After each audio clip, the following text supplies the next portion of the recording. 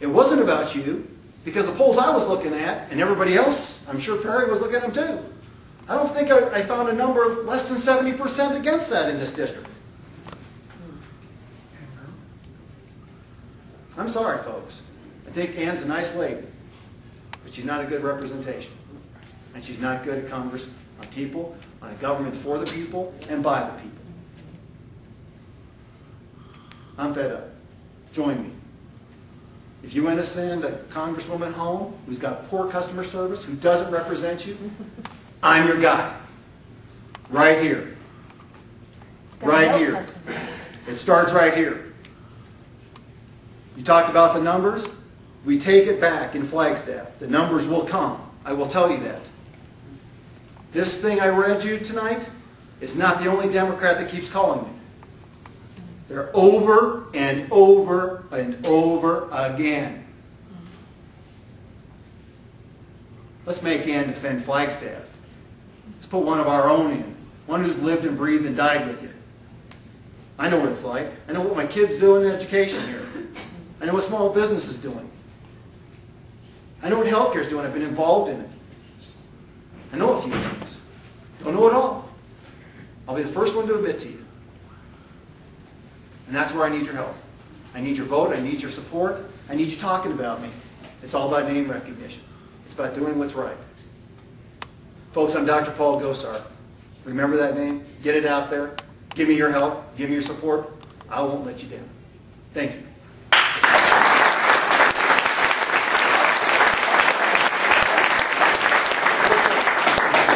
Paul, how do you play by the rules when the opposition is not playing by the rules? You know what? Good point.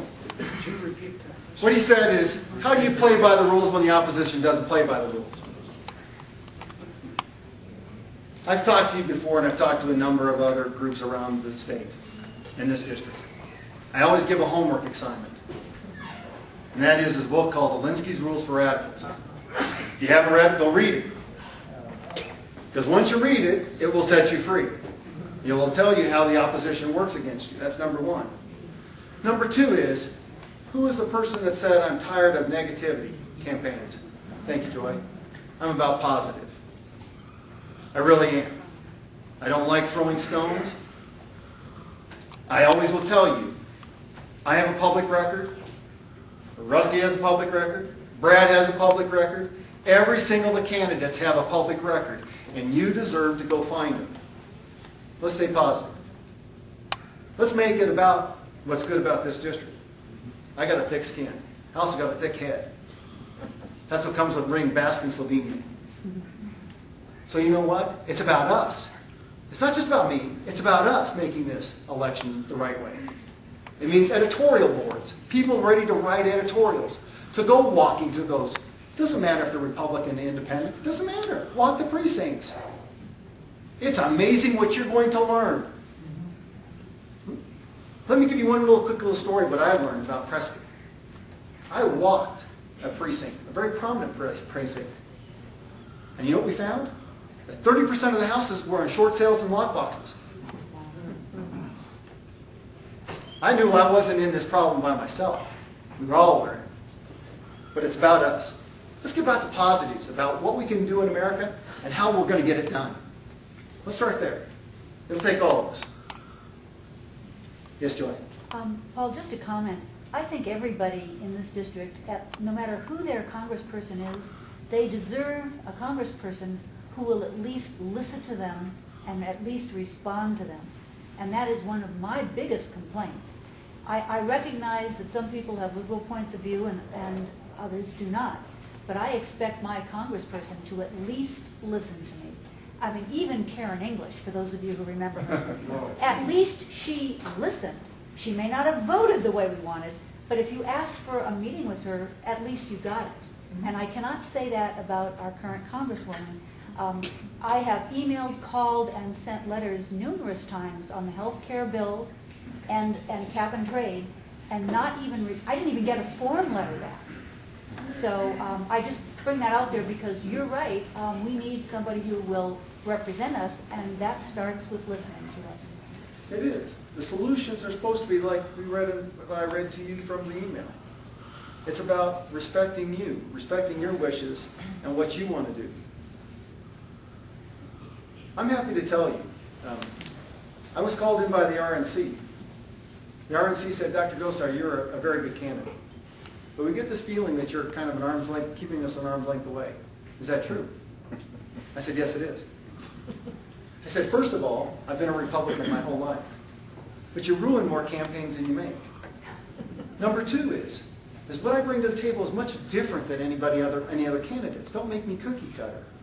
It should be something that develops for me as a candidate to you, the public in my district, as something special.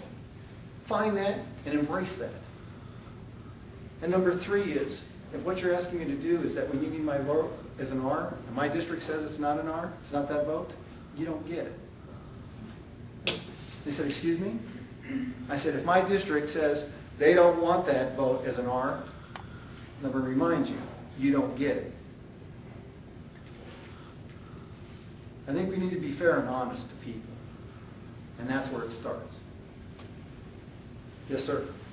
Yeah, Paul, I know over the years I've become kind of cynical about politicians because I've always felt I voted for good politicians, and what happens in Washington becomes so seductive to them that all I begin thinking of after a while is, boy, this is pretty nice, it's kind of cushy, and they forget about us and they just think about what they have to do to get re-election.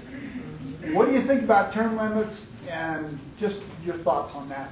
I mean, well, term limits. First of all, I think that we have to go back to the Constitution. I'm sure there was lots of discussions about that. But our forefathers also believed that people were like you tonight. They were involved in this discussion and holding people accountable. Be careful what you ask for. If you look at our 17th Amendment, it used to be that our U.S. senators came from our state house and a direct link. And now we came up with the 17th Amendment, and all of a sudden now we have some problems in the senior circuit. So be careful what you ask for. First of all, I'll give you this analogy, and you can ask my wife. I don't like Washington, D.C. I really don't. I've been doing it for the last 4 years for the American Dental Association for 7 states. I am the black sheep of the American Dental Association. What they say can't be done, I just try to get it done, and I've got it done. That's not my home. This is my home. I will never leave this home. I love this place. The only thing I ask is you give me 2 days to be on a backhoe by myself. I love it, because if you don't, then I'm going to use a backhoe back there. But seriously, I think the solutions have to come from many eyes. And I've got other things in my life that I'd like to do. My patients have asked me to step forward. This wasn't an easy choice. Not an easy choice at all. I actually sold my practice. Yes, I did. That's why I can tell you so much about banking. We should have had something done in the application of it 6 months earlier. That's why I didn't get around to every place. I don't like D.C. I've always been west through and through. I love my mountains. There are no mountains really back there. They're hills, but they're not mountains. I like to be left alone. And the other thing is if you think I'm not doing my job, please hit me over the head with a 2x4. I'll get the message. But if I can't I'm hardest on myself. If I don't think I can get the job done, I'm coming home. Let somebody else take a crack at it. Yes, sir. You mentioned health care. Yes. If you're elected, what's the first 3 things you'll do about Obamacare? I'm already doing it. That's the first thing. Number one is in this health care bill, it actually uses insurance companies. If you understand health care, from Medicaid to Medicare to capitation, PPOs to indemnity programs, it's all about the big insurance companies and competition.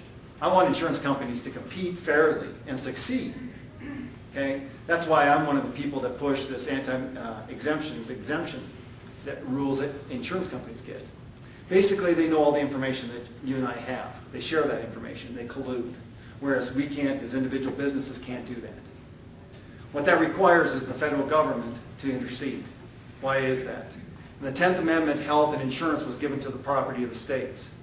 3 states have sued the insurance companies: California, New York, and South Carolina. Why I say South Carolina? It's got the strongest language in regards to collusion about insurance companies. They got whisked away. They can't even defend themselves in court. This is where you need the federal government